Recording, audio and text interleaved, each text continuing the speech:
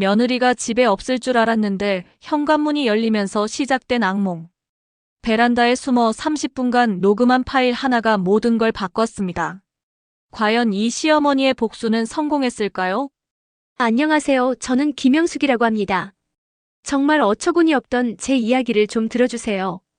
그날은 유난히 하늘이 맑았습니다. 미세먼지 없는 청명한 가을 하늘 아래 저는 하나뿐인 아들에게 줄 밑반찬을 챙겨 집을 나섰어요. 멸치볶음, 장조림, 아들이 좋아하는 오징어 젓갈까지. 신혼집까지는 버스로 4정거장 거리였습니다. 현관문 앞에서 비밀번호를 누르려던 참회 안에서 문이 벌컥 열렸습니다. 화사한 원피스 차림의 며느리가 깜짝 놀란 표정으로 저를 보고 서 있었어요. 어머님 오셨어요? 연락도 없이 어쩐 일이세요? 반가움보다는 당혹감이 더 짙게 배어있는 목소리였습니다. 손에는 작은 핸드백이 들려 있었고 막 나가려던 참인 듯 했어요. 아들이 좋아하는 반찬 좀 해왔다. 마침 집에 있구나. 감사해요. 그런데 저 지금 친구랑 약속이 있어서 냉장고에 넣어만 두고 금방 가세요. 며느리는 제 손에 반찬통을 받을 생각도 않고 제 옆을 휙 스쳐 지나갔습니다. 엘리베이터로 향하는 발걸음 뒤로 짙은 향수 냄새가 남았어요. 텅 빈 복도에 혼자 남아 집 안으로 들어섰습니다. 현관에는 배달 음식 용기들, 거실 소파에는 벗어 던진 옷가지들, 테이블 위에는 과자 봉지와 음료수 캔이 뒹굴고 있었어요. 아이고 아들 이놈, 이런 돼지우리에서 살면서. 혼잣말을 하며 소매를 걷어붙였습니다. 냉장고를 정리하고 반찬통을 넣고 거실을 치우고 빨래까지 돌렸어요. 세탁이 끝나자 젖은 빨래를 안고 베란다로 향했습니다. 창문을 열자 상쾌한 가을바람이 불어왔습니다. 아들의 와이셔츠를 꼼꼼히 펴서 널면서 내일은 뽀송뽀송한 옷 입고 출근하겠구나 하는 생각에 미소가 지어졌어요. 평화로운 오후였습니다. 바로 그때 도어록 해제되는 소리가 들렸습니다. 삐삐삐 삐삐삐. 며느리가 뭘 잊어버리고 다시 왔나 싶었는데 곧이어 익숙한 목소리가 들렸습니다. 들어와 자기야. 자기? 저는 순간 제 귀를 의심했습니다. 며느리의 목소리 뒤를 따라 낯선 남자의 구두발 소리가 들렸어요. 저는 너무 놀라 빨래 뒤로 몸을 숨겼습니다. 남자의 나긋한 목소리가 들렸습니다. 정말 괜찮아? 갑자기 누가 오면 어떡해? 괜찮다니까. 우리 엄마는 연락 없이 절대 안 와. 시어머니는 아까 나갈 때 마주쳤는데 반찬만 두고 바로 가셨을 거야. 제 심장이 쿵 하고 바닥으로 떨어지는 소리가 들리는 듯 했습니다. 저를 마주치고도 갔을 거라 확신하고 남자를 데리고 온 것이었어요. 그리고 제 남은 생을 뒤흔들 한마디가 귀에 박혔습니다. 걱정 마. 남편 없어. 오늘 우리 집에서 자고 가. 세상이 무너진다는 게 어떤 건지 그날 처음 알았습니다. 머리를 망치로 얻어맞은 듯 멍했고 귀에서는 이명이 윙 울렸어요. 제 아들의 돈으로 마련한 신혼집에서 다른 남자와 자고 가라고요? 손에 들고 있던 젖은 양말이 힘없이 바닥으로 떨어졌습니다. 두 사람은 안방으로 걸어갔고 남자가 낮은 소리로 웃었습니다. 며느리는 킬킬대며 콧소리를 냈어요.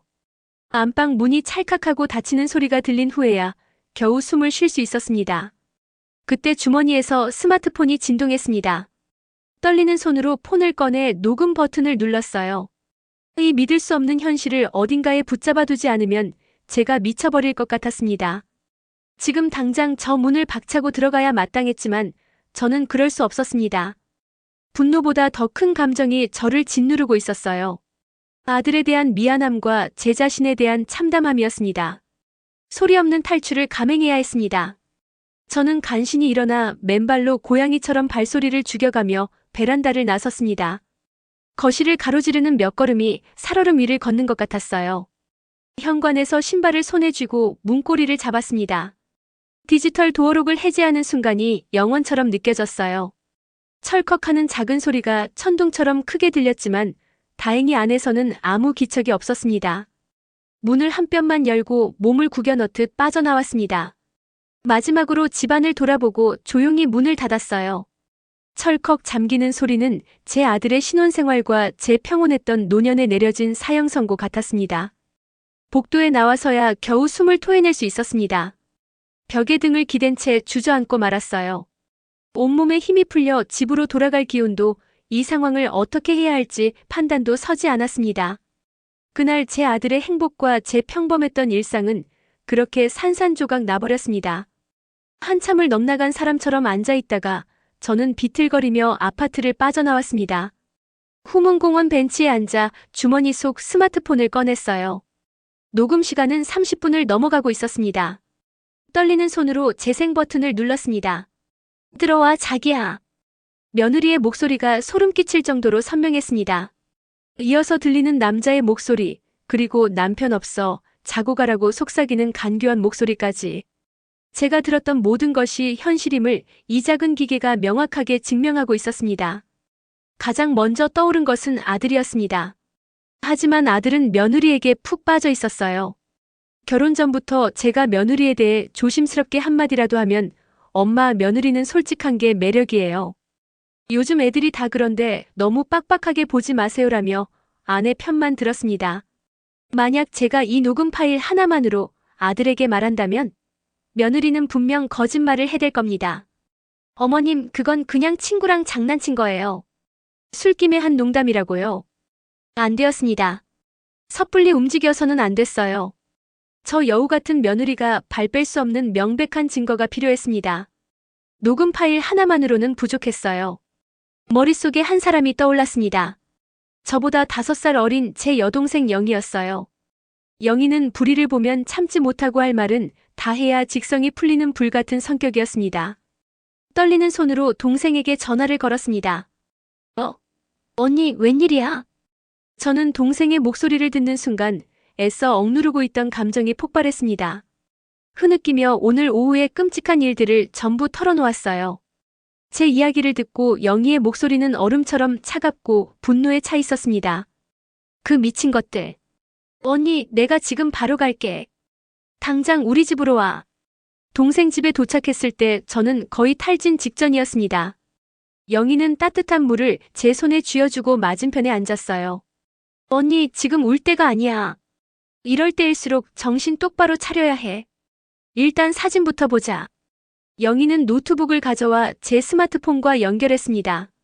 제가 찍은 상간남의 사진들을 옮기고 며느리의 SNS 계정을 찾아내기 시작했어요. 비공개 계정도 아니었습니다. 화면 가득 펼쳐진 며느리의 게시물들은 저를 절망으로 떨어뜨렸어요.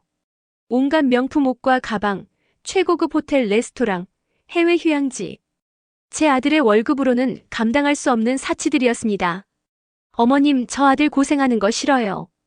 저도 아끼고 아껴서 빨리 돈 모아 우리 집 장만하는 게 소원이에요. 결혼 전 상견례에서 눈물을 글썽이며 말하던 며느리가 떠올랐습니다.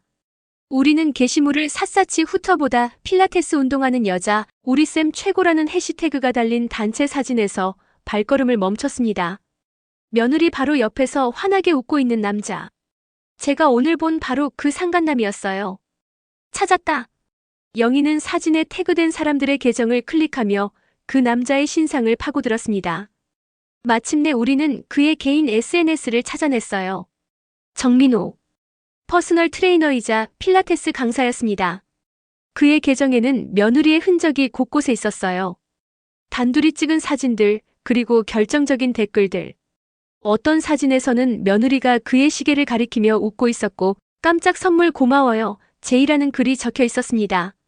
더 충격적인 건 그의 검은색 외제차 사진 밑에 달린 며느리의 댓글이었어요. 역시 내가 사준 차가 제일 멋지네. 그 밑에 정민호의 답글 자기 덕분에 매일 편하게 다녀. 사랑해. 제 아들이 벌어다준 돈으로 다른 남자에게 차를 사주고 있었던 겁니다. 언니, 마지막으로 확인해야 할 게 있어. 지금 당장 아들한테 전화해서 며느리가 뭐 하고 있는지 물어봐. 떨리는 손으로 아들에게 전화를 걸었습니다. 엄마, 웬일이세요? 저녁은 먹었나 궁금해서 그런다. 방금 며느리랑 같이 먹었어요. 며느리는 지금 스트레칭하고 있어요. 내일 아침 일찍 필라테스 예약해뒀다고요. 필라테스. 내일 아침. 저는 정민호의 SNS에서 내일 개인 사정으로 휴무한다는 공지를 본 것을 기억했습니다. 제 아들은 지금도 아내의 거짓말에 속아 넘어가고 있었어요. 해시태그 3장 진실의 순간. 다음 날 저녁 아들이 제 집에 왔습니다. 저는 노트북을 열어 동생과 함께 정리한 증거들을 보여주기 시작했어요. 먼저 며느리의 SNS를 보여주자 아들은 멋쩍게 웃었습니다. 며느리가 친구들 중에 좀 잘 사는 애들이 많아서 그래요. 가끔 얻어먹고 선물도 받고 하는 거죠. 다음으로 정민호의 사진과 SNS 계정을 보여주었습니다. 며느리와 다정하게 찍은 수많은 사진들, 그리고 댓글들. 이 사람, 며느리 필라테스 선생님인데, 엄마, 이 사람을 어떻게 아세요? 그 선생님이 너희 아내에게 이런 선물도 사주더구나. 명품 시계 사진과 내가 사준 차가 제일 멋진 애라는 댓글을 확대해서 보여주었습니다. 아들의 얼굴이 하얗게 굳어지기 시작했어요. 엄마, 이건 뭔가 오해가 있을 거예요. 며느리가 그럴 리가 없어요. 아들아, 마지막으로 들어야 할 것이 있다. 저는 스마트폰을 들어 그날 베란다에서 녹음한 파일을 재생했습니다. 들어와, 자기야. 정말 괜찮아? 갑자기 장모님이라도 오시면 어떡해? 걱정 마. 남편 없어. 오늘 우리 집에서 자고 가. 녹음된 며느리의 목소리가 거실에 울려 퍼지는 순간 아들의 세상이 멈추었습니다. 아들의 얼굴에서 모든 표정이 사라졌어요. 거짓말. 이건 거짓말이야. 엄마가 며느리를 미워해서 조작한 거죠? 아들의 눈에서 눈물이 흐르기 시작했습니다. 바로 그때 옆방에 있던 영희가 나왔습니다. 아들아, 이게 조작인지 직접 확인해보자. 며느리가 오늘 아침 필라테스 간다고 했지? 영희는 정민호의 필라테스 센터 휴무 공지와 며느리가 친구와 주고받은 정민호랑 호캉스 간다는 메시지를 보여주었습니다. 아들의 마지막 방어벽이 무너져 내렸습니다. 그는 더 이상 아무 말도 하지 못하고 완전한 절망의 눈빛으로 화면을 바라볼 뿐이었어요.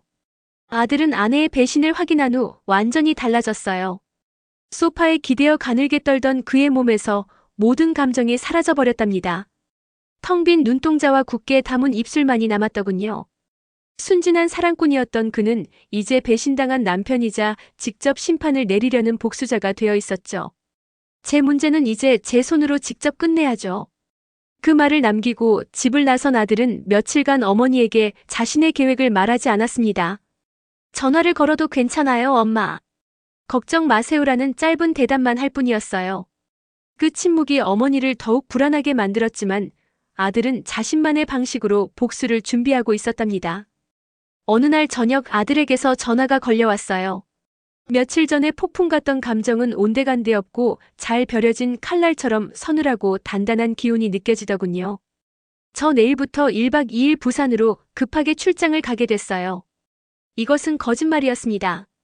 복수를 위한 첫 번째 단계, 아내를 안심시키기 위한 함정이었죠.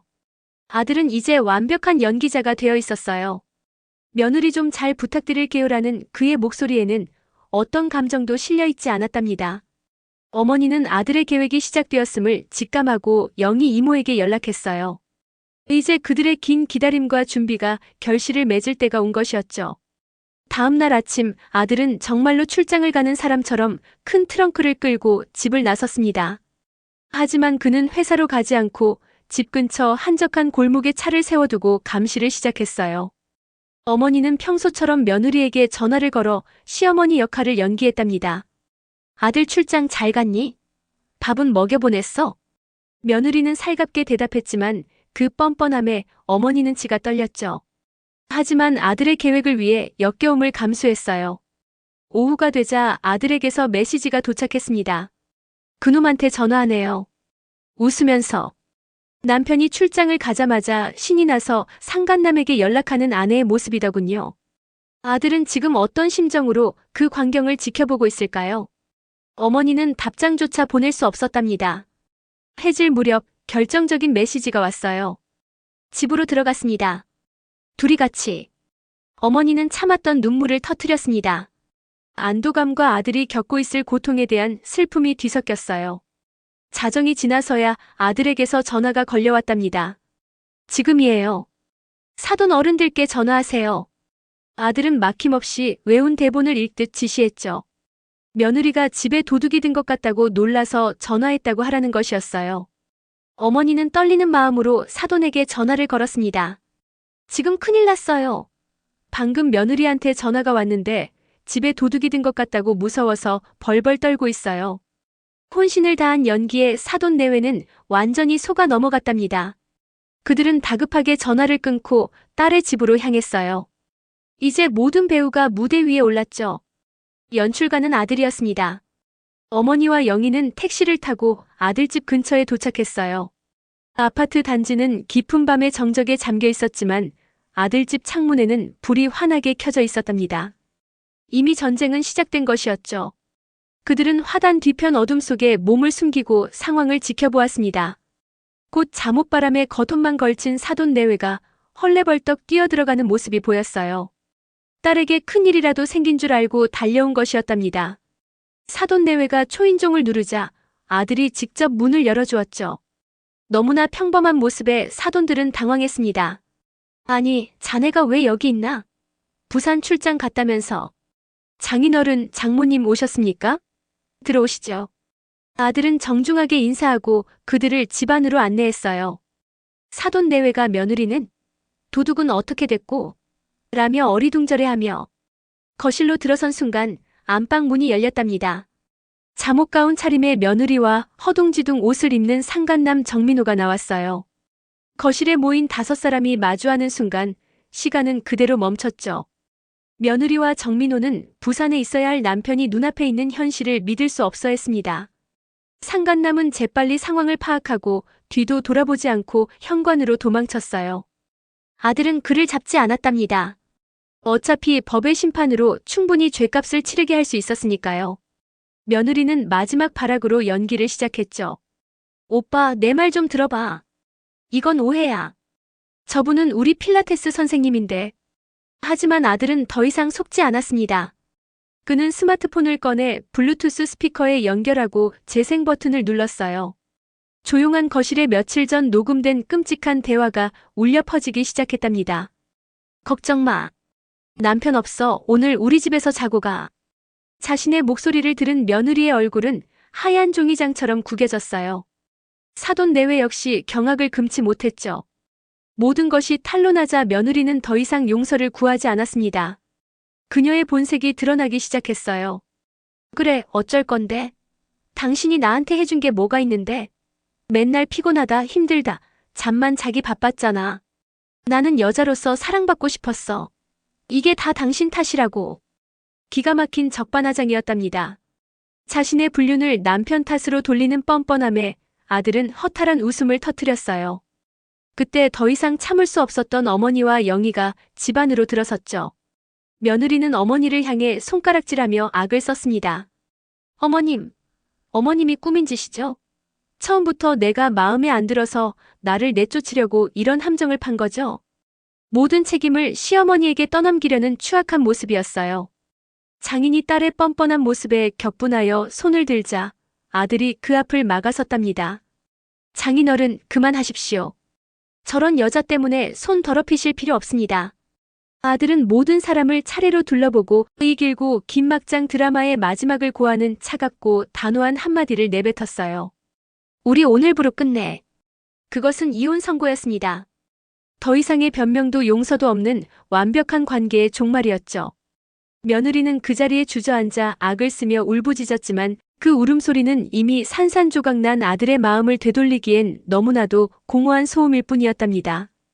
쿵 하고 닫힌 현관문은 마치 세상의 모든 소음을 차단하는 방음벽 같았습니다.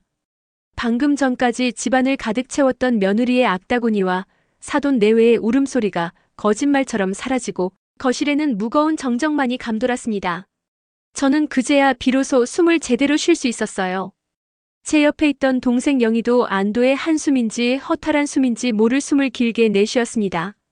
우리는 약속이라도 한 듯 거실 한가운데에 망부석처럼 서 있는 아들을 바라보았습니다.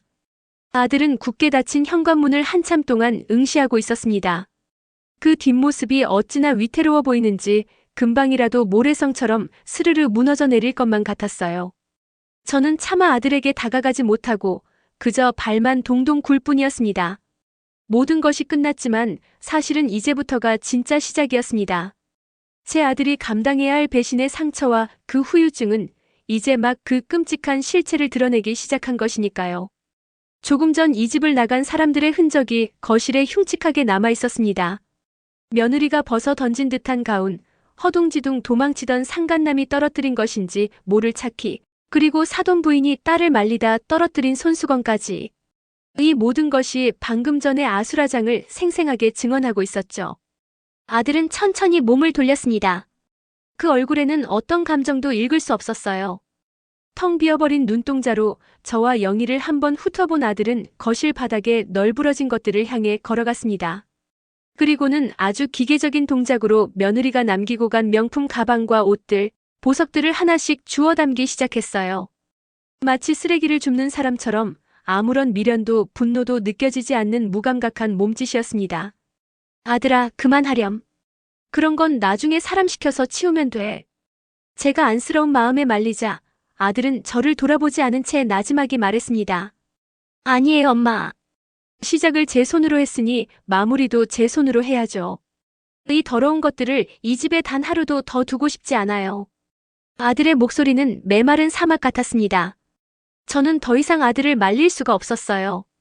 아들은 며느리가 남기고 간 모든 것들을 커다란 쓰레기 봉투에 쓸어 담았습니다. 한때는 제 아들의 피와 땀으로 사줬을, 그래서 며느리가 그토록 애지중지하며 자랑하던 것들이었습니다. 하지만 이제 그것들은 그저 역겨운 배신의 증거물이자 더러운 오물 덩어리에 불과했어요. 봉투 몇 개가 금세 가득 찼습니다. 아들은 그 봉투들을 현관문 밖에 내놓고 나서야 비로소 긴 숨을 내쉬며 소파에 몸을 던졌습니다. 그때였습니다. 그동안 강철처럼 버티고 서 있던 아들의 어깨가 눈에 띄게 떨리기 시작했습니다. 소리내어 우는 것도 아니었어요. 그저 온몸으로 참을 수 없는 슬픔과 분노를 견뎌내고 있는 모습이었습니다. 어깨의 작은 떨림이 점점 큰 들썩임으로 변해갔고 아들은 결국 두 손으로 얼굴을 파묻었습니다. 터진 댐처럼 참아왔던 울음이 한꺼번에 터져나왔습니다. 아이처럼 서럽고도 처절한 울음소리가 거실을 가득 메웠습니다. 저는 그제야 아들에게 달려갈 수 있었습니다. 소파에 주저앉아 아들의 등을 끌어안았어요. 제 품에 안긴 아들의 몸은 마치 열병을 앓는 사람처럼 뜨겁고 가늘게 떨리고 있었습니다. 엄마, 뭘 그렇게 잘못했어요? 내가 뭘? 아들은 제 품에 얼굴을 묻고 어린아이처럼 울며 물었습니다. 저는 아무런 대답도 해줄 수가 없었어요. 그저 괜찮다 아들아. 다 괜찮아. 이제 다 끝났어라는 말만 앵무새처럼 반복하며 아들의 등을 쓸어내리는 것밖에는 할 수 있는 일이 없었습니다. 영희도 다가와 아들의 어깨를 감싸 안고 함께 울었습니다. 우리의 눈물은 배신당한 아들에 대한 연민이었고 저 파렴치한 것들에 대한 분노였으며 이 지옥 같은 밤이 끝났다는 안도감이었습니다. 한참을 그렇게 우리 세 사람은 서로를 부둥켜 안고 울었습니다. 그 울음으로 지난 며칠간의 모든 고통과 상처를 씻어내려는 듯이 조금 전 사돈 내외가 딸의 손을 끌고 나가는 모습이 눈앞에 선했습니다. 장인은 제 앞에 무릎이라도 꿇을 기세로 고개를 숙였습니다. 사부인 그리고 아들. 내가 이 죄를 어찌 갚아야 할지 모르겠네. 자식 잘못 키운 이 늙은이를 원망하게. 정말 면목이 없네. 미안하고 또 미안하네. 장인의 얼굴은 회색빛으로 변해 있었습니다. 평생을 강직하게 살아오셨을 한 남자가 딸 하나의 잘못으로 이렇게까지 무너질 수 있다는 것이 안타까웠어요. 장모는 이미 혼절 직전이었습니다. 영희가 옆에서 부축하지 않았다면 그대로 쓰러졌을지도 몰라요. 며느리는 그런 부모의 모습에도 아랑곳하지 않고 마지막까지 제게 악을 쓰고 있었습니다. 어머님 때문이야. 어머님이 우릴 이렇게 만든 거야. 내가 불행해지면 어머님도 똑같이 불행해질 줄 알아. 그 저주 섞인 말을 끝으로 그녀는 부모의 손에 이끌려 질질 끌려 나가다시피 했습니다. 그 모든 과정 속에서 아들은 단 한마디도 하지 않았습니다. 그저 싸늘한 눈으로 그들을 지켜볼 뿐이었죠. 마치 자신의 인생과 아무런 상관이 없는 사람들을 보는 것처럼. 그리고 아들은 며느리가 끌려나가기 직전 마지막 한마디를 던졌습니다. 당신이 입고 있는 그 옷, 신고 있는 슬리퍼 전부 내 돈으로 산 거네. 원칙대로라면 그것도 다 벗어놓고 가야지. 하지만 내 집에 당신의 더러운 몸을 더 보이는 건 사양하겠어. 평생 감사하며 입도록 해. 당신이 내게서 뜯어갈 수 있는 건 그게 전부일 테니까. 그 말은 세상 그 어떤 욕설보다도 더 잔인하고 모욕적인 이별 통보였습니다. 울음이 조금 잦아들자 아들은 제 품에서 고개를 들었습니다. 눈물과 땀으로 범벅이 된 얼굴이었지만 눈빛만은 이전보다 한결 단단해져 있었습니다. 엄마, 이모. 저 괜찮아요. 이제 정말 괜찮아요. 아들은 스스로를 다잡으려는 듯 말했습니다. 저는 그런 아들의 얼굴을 손수건으로 닦아주며 말했어요. 그래, 알아. 우리 아들 강한 사람이니까. 하지만 힘들면 힘들다고 해도 돼. 엄마 앞에서는 괜찮은 척 안 해도 된단다. 아니요, 저 이제 안 힘들어요. 오히려 후련해요. 머릿속을 가득 채우고 있던 안개가 완전히 거친 기분이에요. 내가 얼마나 바보 같았는지, 얼마나 멍청했는지 이제야 똑똑히 알게 됐으니까요. 아들은 자리에서 일어났습니다. 그리고는 쓰레기 봉투 옆에 놓여있던 상간남의 차키를 집어들었습니다. 이건 그놈한테 돌려줘야죠. 아주 비싼 이자까지 쳐서요. 아들은 그 차키를 들고 현관으로 향했습니다. 영희가 놀라서 물었어요. 아들아, 너 지금 어디 가려고? 설마 그 자식 찾아가려는 건 아니지? 걱정 마세요, 이모. 주먹질 같은 무식한 짓은 안 해요. 다만 그 대가는 반드시 치르게 해야죠. 법이라는 게 왜 있겠어요?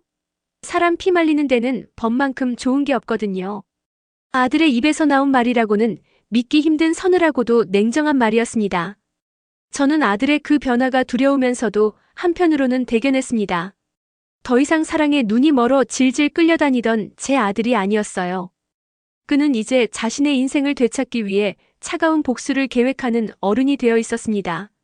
아들은 집을 나서기 전 저와 영희를 돌아보며 말했습니다. 엄마, 이모. 오늘 정말 감사했어요. 두 분 아니었으면 전 아직도 그 지옥 속에서 웃고 있었을 거예요.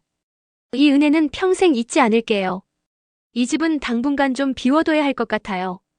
보고만 있어도 토가 나올 것 같아서요. 정리되는 대로 엄마 집으로 잠시만 들어가도 될까요? 그럼 당연하지, 아들.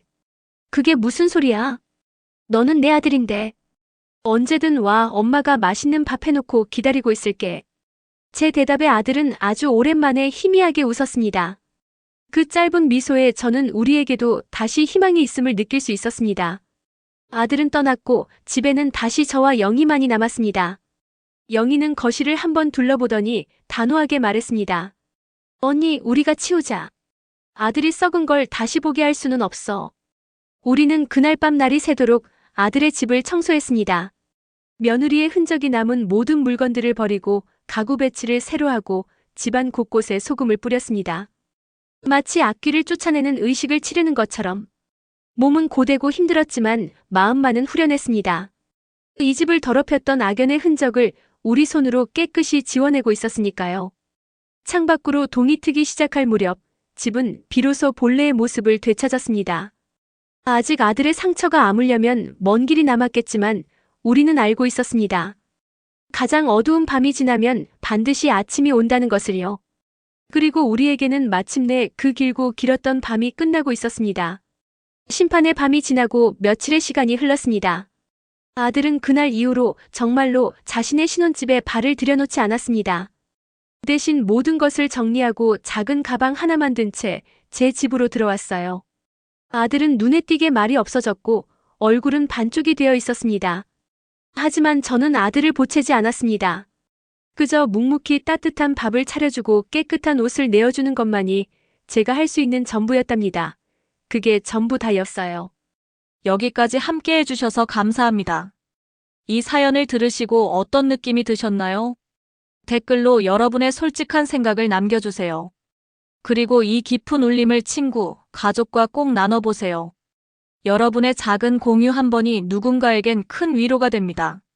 아직 인생이야기 채널을 구독하지 않으셨다면 지금 바로 구독, 좋아요, 알림 설정까지 부탁드려요. 여러분의 클릭 하나가 더 많은 인생 사연을 전하는데 큰 힘이 됩니다. 다음 영상에서 또 다른 감동과 공감의 여정으로 찾아올게요. 지금까지 인생 이야기였습니다. 오늘도 행복한 하루 보내세요.